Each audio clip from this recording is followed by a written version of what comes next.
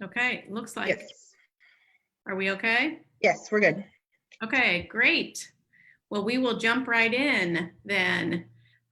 We're live streaming on Facebook now and on YouTube for a discussion this afternoon on innovations in education, about college going, high school graduation, what may happen into the summer months, and hopefully we'll touch base with our panel of superintendents to discuss what they're thinking about as far as the calendar for next fall. So I'd like to welcome our panelists quickly so everyone can see who we have as part of our discussion today. We have with us Casey Allen, who is the superintendent of Ballard County Schools in Western Kentucky. Welcome, Casey. We have Karen Chesser, superintendent in Fort Thomas Independent, which is in Northern Kentucky along the Ohio River. Amy Thompson, superintendent of Monroe County, South Central Kentucky, about as far south as we can get, right on the Tennessee border. And lastly, David Johnson, who is the executive director of the Southeast South Central Educational Co-op. Welcome, David. And we also have with us again, Jessica Mingus, who is interpreting for the hard of hearing. And we're grateful to have her services to make sure that this discussion can be heard and we can engage as many folks as possible across Kentucky. So to kick us off, last week, the Prichard Committee was doing a series of analyses to better understand and kind of unpack a CPE report, our Council on Post-Secondary Education report, looking at degree attainment. And there was a lot to celebrate in that report. Kentucky has increased the number of Kentuckians with degrees and credentials to nearly 50%, with a goal for the state of 60% by 2030. So lots to celebrate in that report. The concern in that report is that our college going rate has actually dropped. In Kentucky, we saw a decrease of 10% in the last 5 years, college going in the state. And Karen, you asked on our Facebook page about comparison nationally. We do read those Facebook comments. So thank you for posting that question. And Karen, you were spot on. So according to the National Center for Education Statistics, both female and male enrollment has increased between 2000 and 2010, or I'm sorry, increased between 2000 and 2010 significantly by 39% and 36% respectively. But then nationally, we saw a decrease between 2010 and 2017. By 8% for females and 16% for 8% for males and 6% for females. So we're seeing more of a decline for male students as they choose to make their next steps after high school. Between 2017 and 2018, the National Center for Education Statistics was projecting a 3% increase for both males and females, but this was before the coronavirus crisis. So we know everything's in flux. Even if we're kind of on par with the national decline in college going, it creates a real concern for us in Kentucky, because we know that part of our challenge as a state that is still 5th from the bottom of the nation in poverty is low educational attainment. In fact, a few months ago, again, before pre-crisis, pre-COVID, I attended a Center for Business and Economics Research conference in Lexington, hosted by the University of Kentucky. And at that time, the national forecast for GDP, for growth in the nation's economy, was 2.2%. The forecast for Kentucky's growth was 0.8%. The gap in that growth of close to two percentage points is a result of low educational attainment when those researchers were asked. So if we're going to continue to push Kentucky forward, we know that college going has to be part of the equation. Why is it so important? Because we know that individuals and families with higher levels of education do better. And we know that individuals and families with higher levels of education earn more. According to the Bureau of Labor Statistics, an individual with a high school diploma but no college earns an average weekly wage of $750 a week.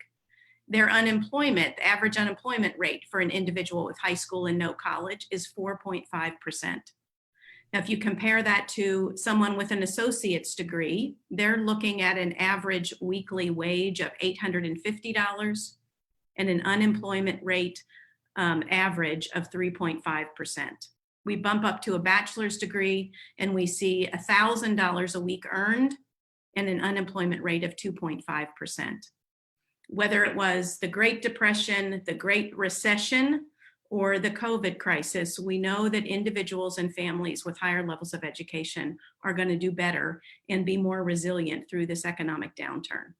So we've really focused on the college going rate, knowing that even in the midst of this crisis, we have to ensure that more of our young people are going to college to earn a high quality degree or credential, and that those in college are persisting to completing that degree. So I want to open us up. We want to dive deep in our discussion on the college going issue. But before we get there, I know all of you, first and foremost in your minds, is your high school graduates and how you mark this rite of passage for your high school seniors, who for the first time in any of our lives are experiencing an unprecedented need to stay home and not be around one another. And we know our high schoolers are struggling with this, struggling with the fact that they didn't have prom, they may not have a high school graduation, and you all as leaders in your community on behalf of your school district and your students are thinking innovatively about how you mark this rite of passage for them. So I'd like to first just hear from each of you about how your district is handling senior graduation plans this year, and anything significant that you're doing to try and mark that occasion. Karen, we'll start with you in Northern Kentucky. Okay, well, so I would first of all want to say that yes, our students are really struggling with the idea that they can't have these sort of rites of passage, but they are an amazing, amazing group. They have been the most resilient students. They are finding other ways to connect, and I have a student advisory council, and one of the things they talk to me about is they miss these events, but they more importantly just miss the connection that they have with their teachers and with the other students, and they just want to have some sort of closure on that. So we are looking at a couple of different ways to do graduation, and I would hate to reveal that here. So That's okay, we understand. We'll watch for the great reveal. We are getting the final okay from the health department because we are looking at sort of an innovative way to do this that might be sort of a hybrid from some of the things that people have shown. And as soon as we get that okay, we are first going to tell our kids. It's not going to be a traditional, absolutely not. And it will end with some sort of virtual on May 27th, but we're trying to find a way to do a combination of some other things. And so I think that's what we're all trying to do. How can we meet the needs of the kid? I will tell you that I have my own high school senior at home. So this is especially trying and concerning, personally, as well as for my entire district. So I'll leave it at that, if that's okay. Yes, absolutely. Thank you, Karen. And we look forward to hearing more as the plans are more public. So it sounds like some exciting things, maybe. Kudos. Casey, how about in far western Kentucky in Ballard County? Well, we have we made a lot of effort at the administration at the high school to try to get feedback from people on specifically what they wanted. High school graduation in our county is really a community event, and it's probably true in a lot of places. But in rural Kentucky, it is.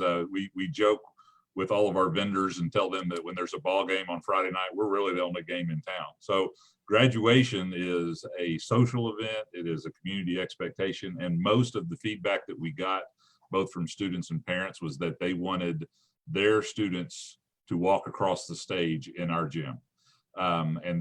So we took that feedback, and the high school principal put together 2 plans. And the first plan is that we are going to prepare a virtual graduation that will allow students to come in, have video and photographs made of them on our stage, on our gym floor, which we have kind of a sunken arena in an old 1950s gym. It's historic. So we've set up a plan to take video and take pictures and put together a virtual graduation. At the same time, we have committed to our community, and we did from the very beginning, that we're going to have an in-person graduation in some form as soon as we can. And so we don't know when that will be, and we don't know who all will be around to participate in that. But we have just decided that it's an expectation in our community. It's what the people want. And so we're going to give them what they want when we can. So we're doing a virtual, putting it together as we speak, and then also planning when we can get back and get into and have those congregations together, that we will do some kind of in-person. And thank you, Casey. Amy, how about in Monroe County? Yes, much of the same. We have actually set a date of June the 25th, and hoping that we will wait and be able to have more of a traditional ceremony then, even if the crowd size must be smaller. You know, we could only maybe let each student have their parents and a few other guests to come, and possibly have an outdoor ceremony. So there could be more space. We could social distance ourselves and have that celebration as normal and traditional as we can. We have also talked about the idea of doing a virtual ceremony, letting students come into the gym, walk across the stage, be given their diploma, and all of those scenarios too. But my hope is, and I'm hoping, that if we wait a little longer and things improve, that we can have an outdoor ceremony with social distancing, maybe even using some of the personal protective equipment and things that we need to use, and roll on. I too, Karen, have a high school senior. He's my youngest, and this is, it's a difficult time for all of us. So we're working with our students, talking with them, asking them what they want. And really what high school seniors want is the traditional ceremony where people can come in and celebrate them and their accomplishments. Well, and we've certainly been doing a wonderful job in Kentucky flattening that curve. So let's hope that these plans for later in the summer, you're able to honor those and have folks together the way they need to be. Thank you, Amy. David, you're in the southeast, south central part of the state, so a number of Appalachian counties and others, rural Kentucky, and you represent, you'll have to remind me how many districts you represent. We have 27 districts in our special education division. That includes Model Lab, which is a part of EKU. Okay. Yeah. Okay. And so what are you hearing from districts in your area about graduation plans? Well, we had a meeting just last week with our superintendents. It wasn't a board meeting or anything. It was just a drop-in meeting where they could come together and share their ideas and what they were thinking. I know here locally, I live in Harlan County, which is right down in the southeast tip of the state, bordering on Virginia and pretty close to Tennessee as well. And here locally, what I'm picking up is that there's a strong desire to have some form of a traditional ceremony like we've been hearing. But in that conversation that I had with superintendents last week, one of the things I was particularly impressed with was we had 5 superintendents who had all been in conversation with one another, who are adopting some form of the Gulfport model, where families will be able to come in by appointment and have their individual graduation ceremony, and then they'll put that together to create a graduation video that they'll be able to share out with everyone. And they're doing that by appointment. You mean Gulfport, Mississippi? Yes, ma'am. Okay. What I was really impressed with that was, not only are they trying to meet the individual needs of kids and doing that, and doing the best that they can under the current circumstances, but they were really communicating with each other and coordinating their work with each other. And they specifically said it's so that one group of kids in a neighboring county or a neighboring district doesn't feel like somebody's getting more or less than somebody else. We're going to try to work this out together. So I was really impressed with them that they did that. And then they had some other ancillary things with that, like most, if not all, the communities will have some form of a graduation parade where the kids would be able to decorate their cars and they'd be able to drive through town and be celebrated.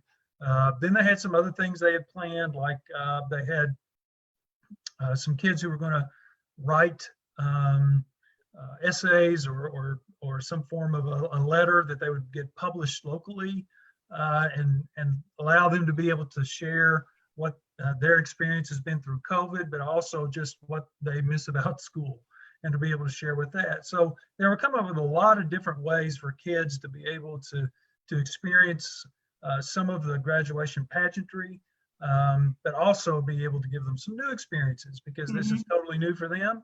And this is an opportunity to create some new traditions, to do some new things. So Yes, they absolutely. were very positive. I was really impressed with them. Yeah, David, I was thinking the same thing, that, collectively across the state, we might come up with so many interesting new ideas for graduation, that there will be a lot of demand for some of those new ideas in the years ahead, even I when we think so. get back to a new normal. So kind of exciting, but also a challenge, we understand, for so many of our seniors and their families who are looking forward to the traditional ceremony. And while graduation is certainly a rite of passage, high school graduation still today is an important rite of passage to adulthood. From a state education progress perspective, we put a lot of emphasis on students being college and career ready. And over the last probably decade, or maybe not quite so long, there have been a variety of iterations of college and career readiness. Ways that students can indicate that they are college or career ready. Karen, from your perspective, is it useful for Kentucky to have separate measures for high school graduation and then high school or college readiness and career readiness? Well, I think the more inclusive we can be, the better. I think one of the things that the message we're trying to send now is that college isn't just four-year college. College is 4-year, college is 2-year, college is a credential, it's a certificate, it's post and secondary training. And I feel like we've made huge strides in broadening that definition, so that, I'll be honest, Highlands High School in the past, we're typically number 1 or number 2 in the state. And it's so cool to see on the Instagram page where our senior officers have collected from each of the students, what are students doing after high school. And it's so cool to see that we're doing the Building Institute program or HVAC program or going to Gateway or doing the track apprenticeship program. And that's great. Whatever track, and all the military assignments that students are going into. And this whole idea that it's okay to have some, but as long as we have something, as some post-secondary training is valued. Right. And so I think it's important for the state to capture all of that. We want all students to be college and career ready. I'll speak from my own son. He's going to go to Belmont University in motion pictures. He's been in the media arts, cinematography realm. So he's also going to get that, career ready certification at the same time he's getting the college ready. So I think it's really important. I know even different organizations such as Northern Kentucky FAME, which is a Federation of Advanced Manufacturing Excellence, they are looking for students to go into that program with a 22 on the math ACT. So it's important that for every single student, we shut no doors, that we expand that. So that we're looking at both of those. Because we know that's true. And I think our goal is certainly to make sure all students are attached to the right next post-secondary path for them. But we also know that there could be a lot of movement on that path and onto other paths. So important, Karen, your mention that we want to make sure we're preparing all kids for some fluidity on and off of those paths that they choose. But ultimately, we want to make sure they're attached to a path post-high school. Casey, in Ballard County, are there ways that you differentiate student high school diplomas, badges, certificates, some way of showing maybe a student who's gone above and beyond, or a student who's career ready versus college ready? Yes, and I think that there's probably some of each of those. And so We have honors diplomas and a traditional diploma, but I think that part of what Karen mentioned that really struck a note with me, because when I think of Fort Thomas, Karen, I think of a college-ready student, and in Ballard County, there's a pride in our community of kind of being a blue-collar community, and so we have a local area career and technical center that every student in our high school attends, and so our college-going rate is not really high, but our transition readiness is very high. And so we are a memorial high school that's a memorial to veterans of war, and we had a Medal of Honor winner in our little community, and there's a thing out front for that, a monument out front. But we have a lot of students that go into the military. We have a lot of students who leave our high school and our career and technical school with certifications that allow them to go directly into manufacturing. My son, you all talked about I had a senior last year, and I'll have a senior next year. And so my son is in the FAME program at West Kentucky Tech doing a certification in industrial maintenance. He was a 16-year-old certified welder here at Ballard Memorial High School. So his part-time job before he graduated was working in the river industry, welding on propellers that were, 1.5 feet taller than him. These are the kind of things that are going on in our community that we may not have quite as strong a connection to the college readiness, but we too want our students to be college and career ready. But this idea of transition readiness in our community is very much has some blue collar connections, and so we're a very strong agricultural community. There's probably a lot of young people who earn as much as some of our teachers earn because they work on massive family farms, and so they have a very strong work ethic. And so we do have certificates for college and career readiness, certificates for all of those pathway completers, and that's something that we honor very much in our school district. Amy, same thing in Monroe County? Yes, much of the same. We also have an area technology center and have a very high transition rate because of that, career readiness. Many of our students graduate with industry certifications and are part of Skills USA and all of those areas. When I think about our students, what we need for our students is for them to be prepared for the next level. That's our work in the Monroe County school system, because many of our kids haven't been outside of the borders of Monroe County. Our work is to ensure that when they go to Bowling Green, to Western Kentucky University or UK, or you name the college, the tech school, wherever they choose, is that they have the skills to be able to be successful, so they do not become overwhelmed and come home without the degree. Those transferable skills that are so important regardless of the path a student chooses after high school graduation. Those I just have to show, here's my guy I'm talking about. This is why. And to also know that we are continually a support system for them. Even though they graduate from our school system, they can always come back to us, and we will support them with giving them resources, just a good, that counselor that will say, you can do this. You can do this. I'll help you. Bring your chemistry work here, and we'll find a teacher or a student that will help you. 30-minute sessions in the afternoon.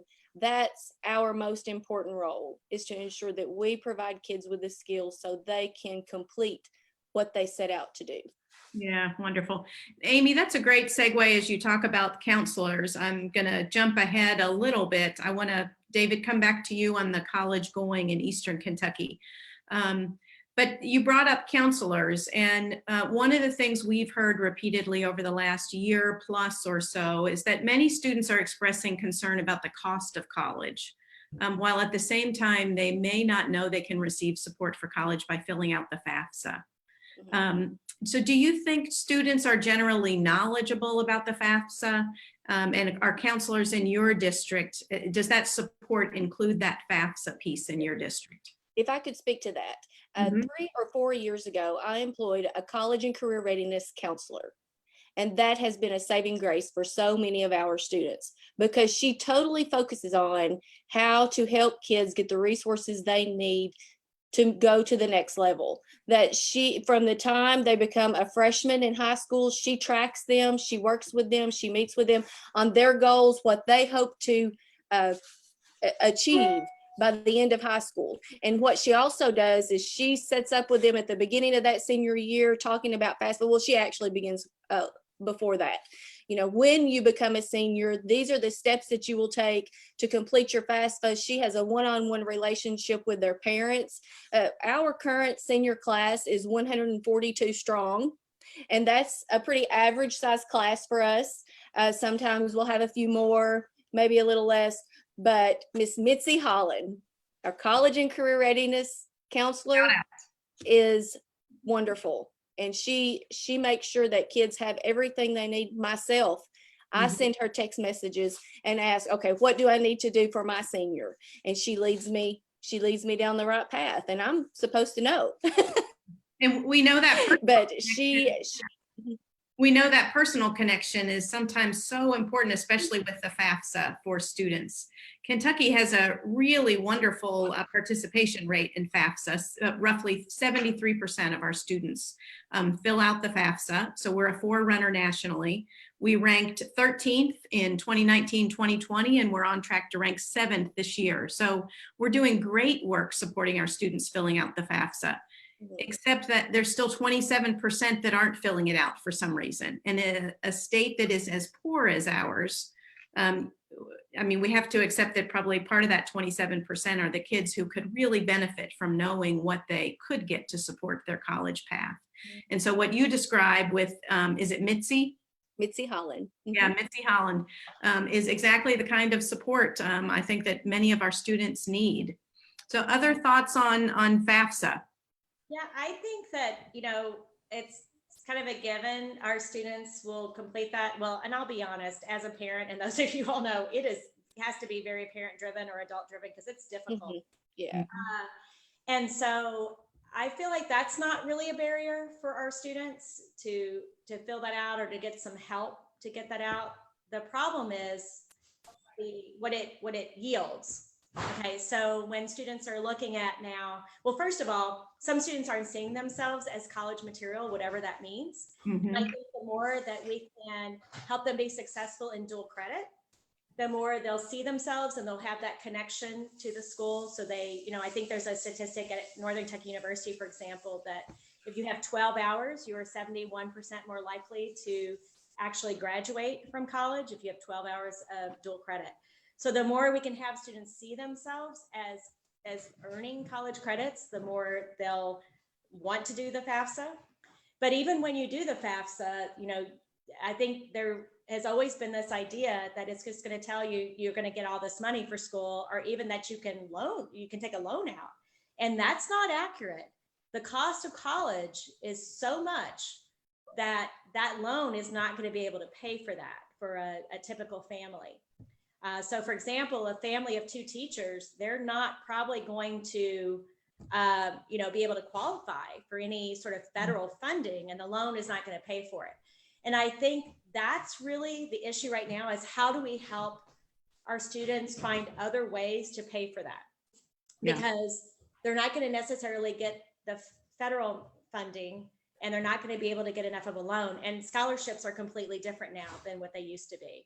Yeah. You know, they're very much need-based, or they are based on portfolio kinds of things, not as much the way they have been before. And so what I found is that if you look at where our seniors are going, so many more of them, and I don't know that this is COVID related, are going close to home. So they don't have to pay that $14,000 a year for room and board. And they're staying, and they're going to Northern Kentucky University. They're going to University of Cincinnati, which has the, you know, they have an in-state rate for us.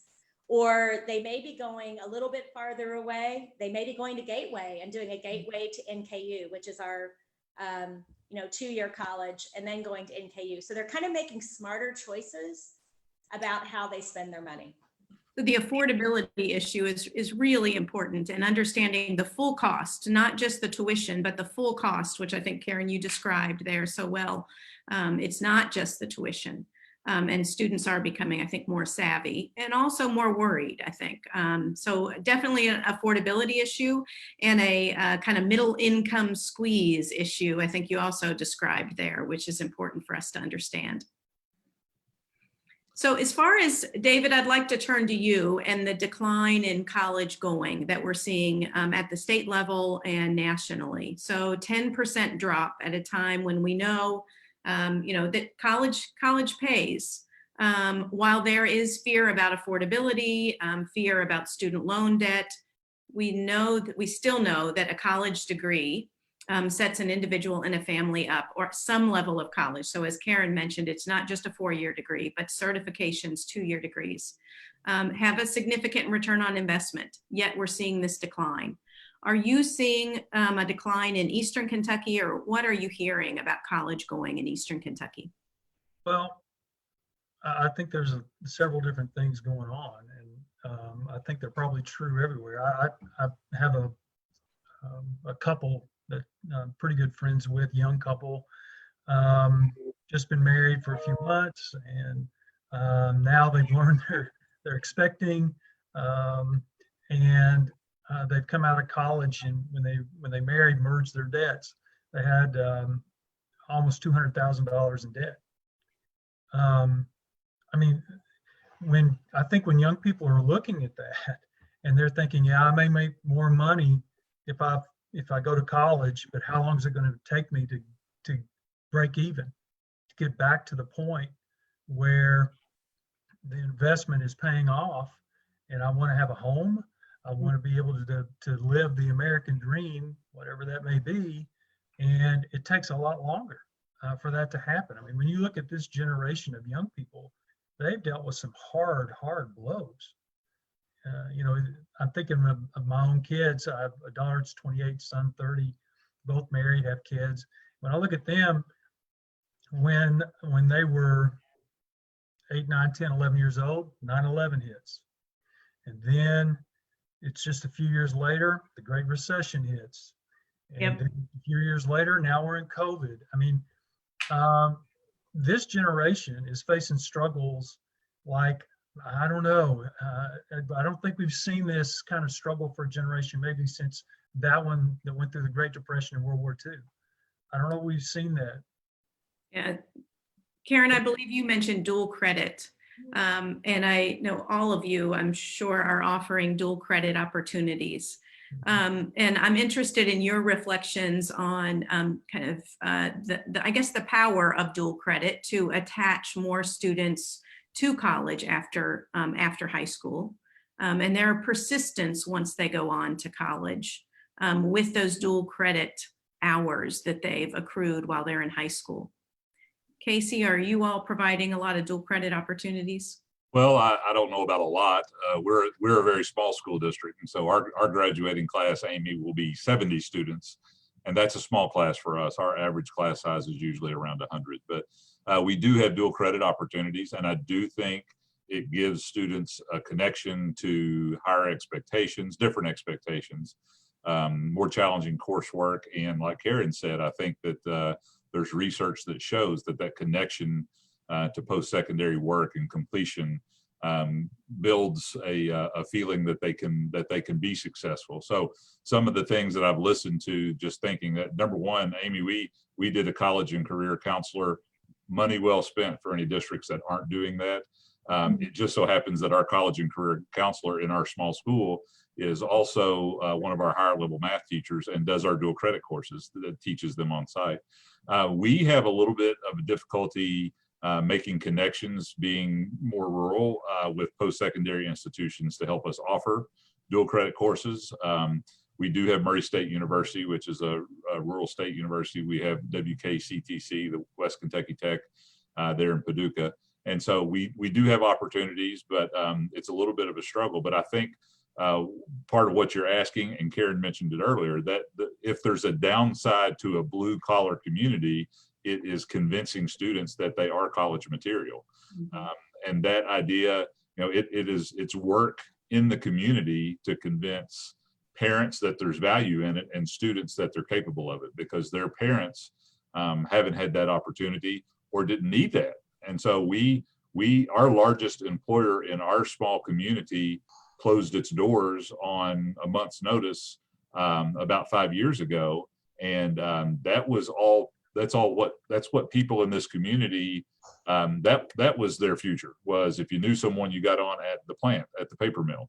When it closed, all of a sudden we realized as a community and as a school district that we hadn't done an adequate job of telling them about the what ifs to encourage that focus toward post-secondary, that you do have more opportunities with a stronger educational background. So we actually have had a push towards a college going culture that I don't feel like we have seen a decline as of late, simply because our college going culture is really in Ballard County just now picking up steam. So, and a lot of that had to do with the economy and the close of the largest employer. So circumstances kind of held us back a little bit, but then they've also pushed us forward once those jobs went away, and the mill has now reopened, by the way, but they hired back a lot of people that were already employed there. It wasn't like there were a lot of high school graduates that suddenly got jobs. It was a lot of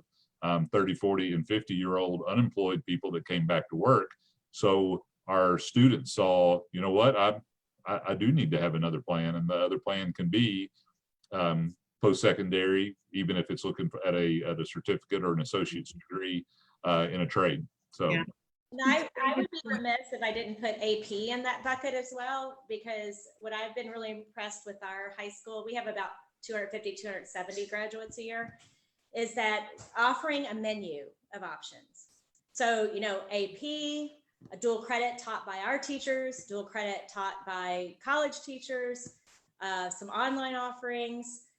We have some dual credit that are gen ed classes, but then also dual credit. Like I and the two assistant superintendents actually teach the teaching and learning pathway for Northern Kentucky University to our students, and trying to get this pathway of future teachers. And so they get those dual credit classes. So by the time they're done after junior and senior year, they're walking right in as a candidate into that program, and can be done in 2.5 years if they want to, or just have room in their schedule. So I think the best is to have a menu of options, because some students do really, really well at AP, some in dual credit, some need some AP for some aspects of their future plan.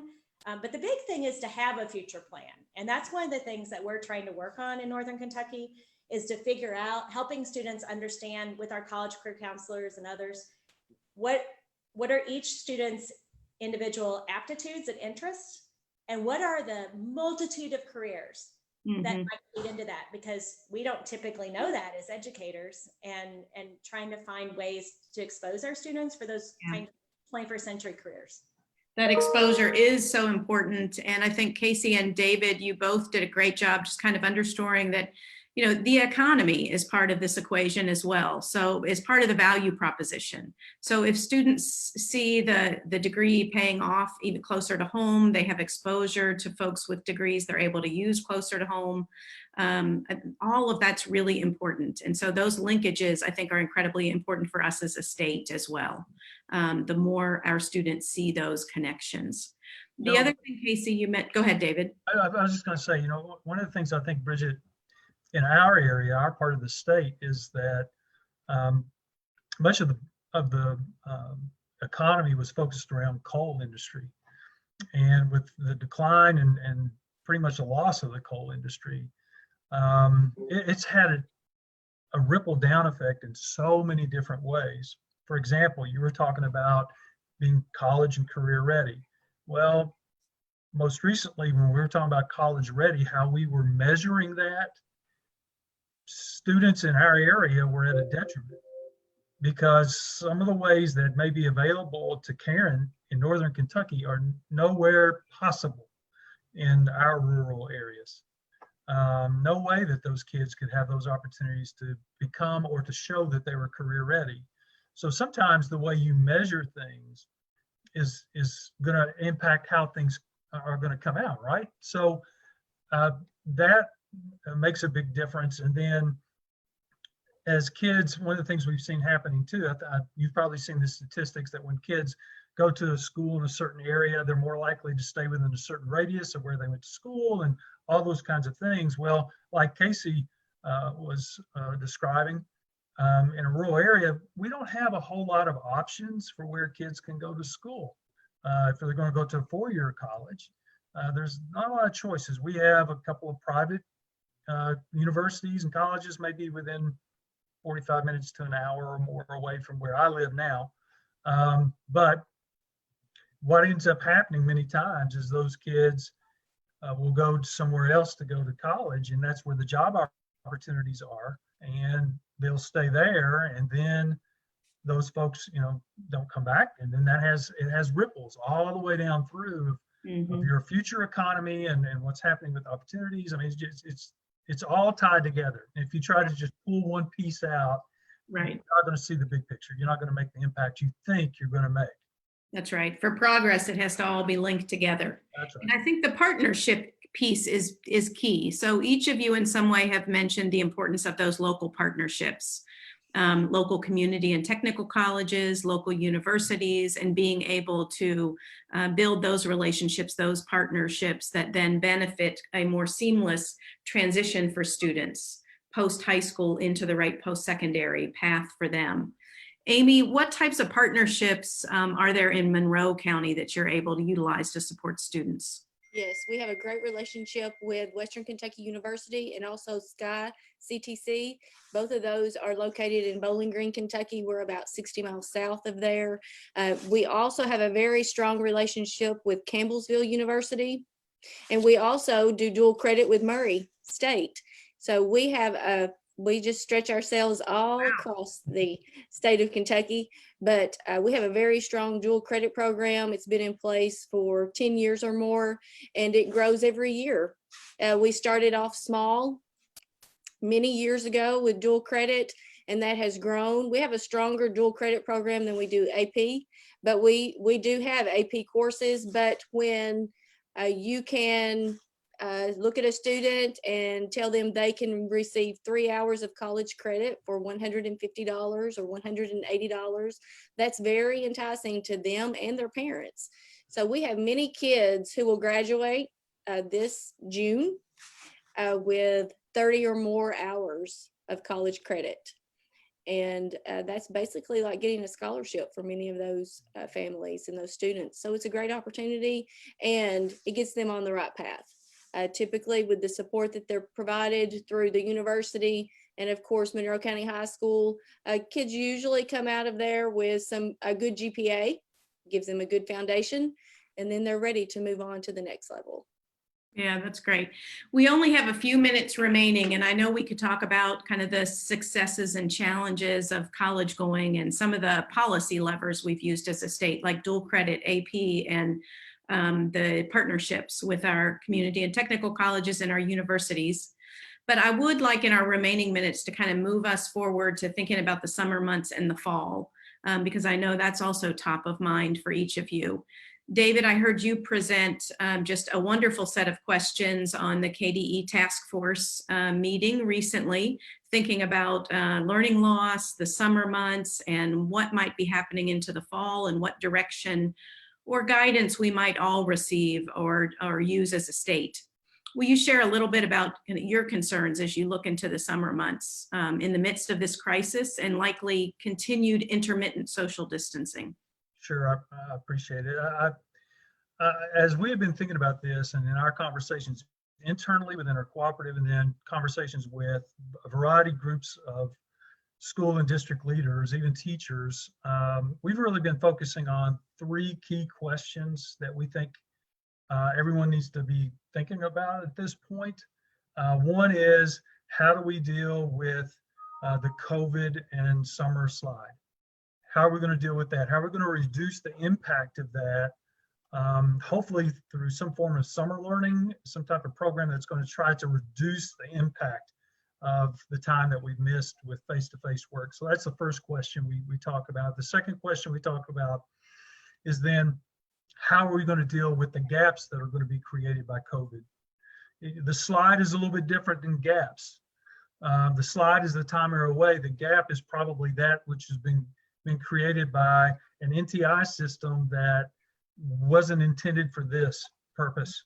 So we have kids who've had multiple levels of exposure to the curriculum, and we have to be able to figure out where are the kids on that spectrum of the curriculum. And then when they come back, how do we deal with that gap? So that's the second question. Then the third question I think we all have to begin to think about is how do we make ourselves better prepared for when this comes again? I think the first time through, people understand and we get a pass if there's things that we didn't do quite as well as we could have done.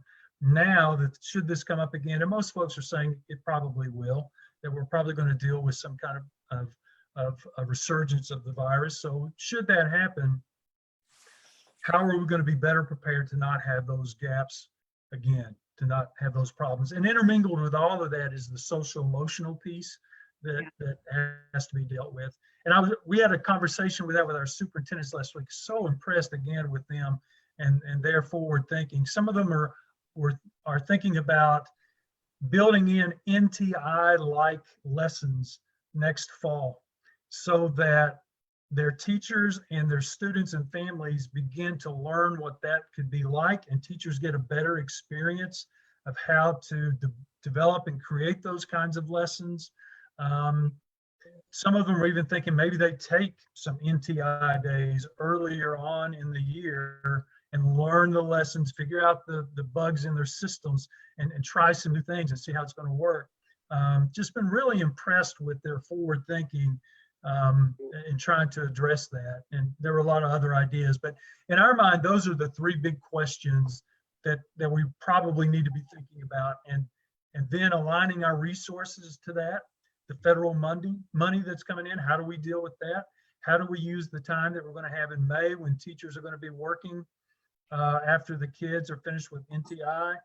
How do we best utilize those days to meet those needs, to address those questions? So I think those are probably the big issues on our minds. Well, and I think it's a wonderful framework for thinking through the months ahead. Karen, you posted a question recently about remote learning, and certainly that's top of mind, and I think it's implied in what you've just shared, David. Remote learning is, NTI was not designed for the experience we find ourselves in. Remote learning is critical, and while it sounds easy, we just put it all online, it really requires a different type of learning strategy, different type of teaching. What are you seeing about remote learning that gives you hope, and what are some of the challenges you know we need to tackle as we move forward? Well, I do think that there are definitely levels of equity and inequity in the state. I feel very fortunate because our students had one-to-one learning. We had a platform. We were already doing quite a bit from the start. And as soon as we knew we might have a 72-hour window to get things going, we found out all our families and our employees that didn't have internet access, and we rented from Sprint hotspots right away. So like 150 hotspots, and we got them out to our families so that everybody would have that. And so if you didn't have that, if we didn't have devices, if you didn't have teachers already understanding, I mean, we learned Teams in 2 days. So we had never used that before. We knew we needed something. We decided Teams was a good idea because it was safe. And so every single teacher learned it. They taught every single student. We had every single family kind of on board with that. So I feel like we did it well as a foundation, but not everybody had those, like you said, David, everybody doesn't have those resources. Everybody doesn't have that information ahead of time. Everybody didn't have that plan. So it creates inequity. You just saw quickly my college student who's at University of Louisville, who's been home remote learning. He is not happy. He does not like the remote learning. There are some things that really can't be taught well that way.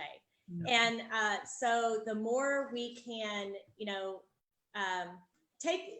look at what worked well and keep that, but the things that really can't be taught that way, we're going to have to find other ways.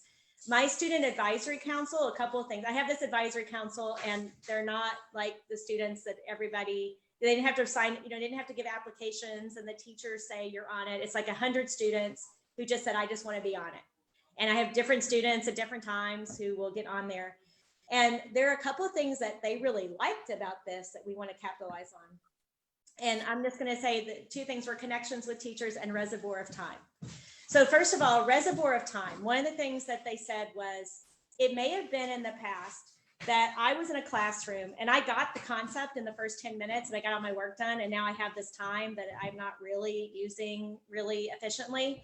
And now they have this reservoir of time because of all the lessons being online and they can kind of pace themselves, they might get done with everything in an hour and a half. And then they can do their passion projects in that amount of time. So like one of the students said, then I took that time and we let him borrow one of the 3D printers at one of the schools because what's it doing just sitting there? And he created the headbands for all the, he took them to St. Elizabeth, to all the healthcare workers that keep the mask from just going around your ear. They're actual little headband that keeps it to be more comfortable. Hundreds of those in this reservoir of time. The other thing was connection with teachers. One of the seniors told me that she felt like she was connected more to teachers than she'd ever been. Now, you had to have that face-to-face interaction first to create that foundation, but now they're able to get feedback right away from teachers. Whereas in the past, you might have been in a classroom with 30 students and you felt like, oh, I don't want to bother her because I don't really understand this, or bother him, or I'm gonna have to raise my hand. But because it was just like the routine and the way we do things now, she could just put out on Teams chat, I need some help with this. And because teachers now kind of have these office hours that they can respond back and they're not like in the middle of doing a lecture, that they could come back. And so if we can keep that connection and that reservoir of time, I think those are 2 things that we've learned from the remote learning, but then also know that not everything is great with remote learning. It's fascinating that at a time when we feel like we have lost connection, we hear repeatedly that students feel somewhat more connected with NTI. So I think it's fascinating to unravel that. And Karen, I love the reservoir of time. Yeah, it's such a great way to capture that. In our remaining, we're already past our time, but Casey and Amy and Casey, you first, just thinking ahead to the calendar committee. I'm sure you all, if you haven't already approved a calendar for next year, you're wrestling with what that might look like and how you might design the first fall semester. Well, our calendar committee has met and our board has already approved our 2021 calendar. So the conversations right now are all what ifs. And we had an administrator meeting this morning. So we're still wrapping up this school year, which is creating a little bit of angst. People are still trying to wrap their minds around that. And I can just see it in their eyes when I say, but we have to start thinking about what if we can't come back on our opening day?